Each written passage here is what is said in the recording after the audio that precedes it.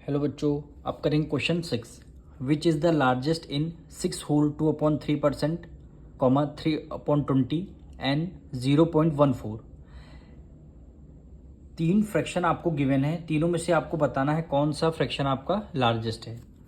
तो सबसे पहले हम फर्स्ट पार्ट करेंगे इसका, यानी फर्स्ट क्या आपको गिवन है 6 होल 2/3%, यानी 6 होल 2/3%। दूसरा आपको क्या गिवन है 3/20 और तीसरा आपको डेसिमल में गिवन है 0.14। अब देखिए इसको मिक्स फ्रैक्शन में है, इसको सिंपल फ्रैक्शन में लाना होगा। यानी 6 3 जा क्या होता है 18, 18 में 2 ऐड कर देंगे क्या हो जाएगा 20, यानी 20 अपॉन डिनोमिनेटर में क्या आ जाएगा 3 आ जाएगा। और ये परसेंटेज का साइन लगा है तो आपने भी परसेंटेज का साइन लगा दिया।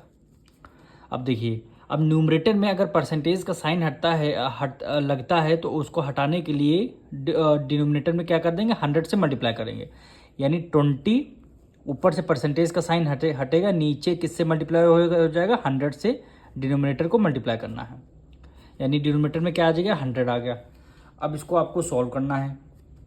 0 से 0 आपका कैंसिल हो जाएगा, 2 1 ज़ा 2 और 2 5 ज़ा 10, यानी आंसर क्या आया 1/5 की मल्टीप्लाई 3 से करेंगे 5 3 ज़ा क्या आ गया 15 आ गया।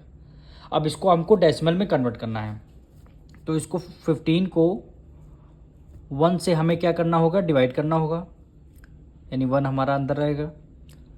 अब 15 1 ज़ा क्या होता है 15 पर यहाँ पे 1 है तो यहाँ पे एक डेसिमल हम लगा देंगे, उसके बाद यहाँ 0 लगाएंगे। अब फिर से कर डेसिमल लगाते ही हम यहाँ पे 1 0 लगा देते हैं। अब 15 1 ज़ा 15 जाएगा, अभी भी 10 है तो काफ़ी कम नंबर है तो डिवाइड ब्रेक हुआ है। तो एक डेसिमल के बाद 0 लगाने के बाद यहाँ भी अंदर भी हमें 0 लगाएंगे।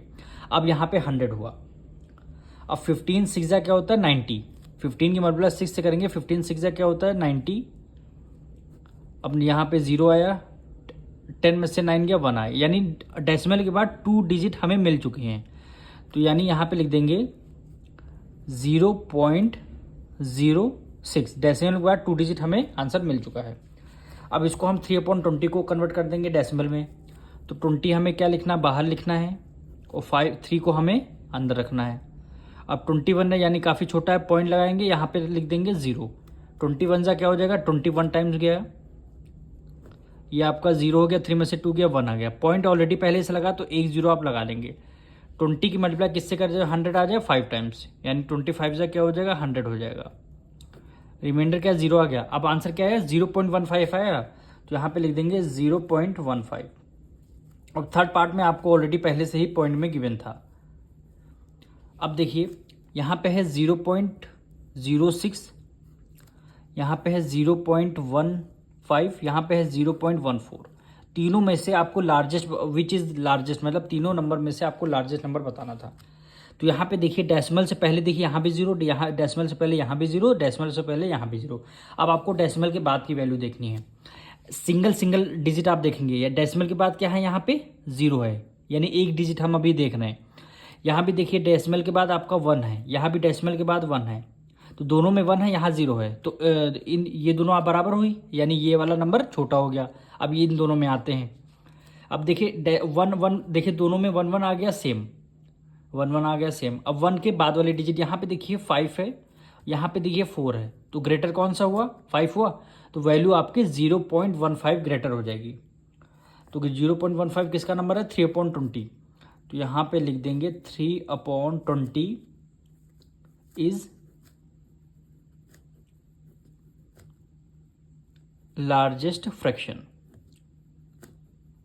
हमारा क्या आ जाएगा 3/20 लार्जेस्ट फ्रैक्शन हो गया।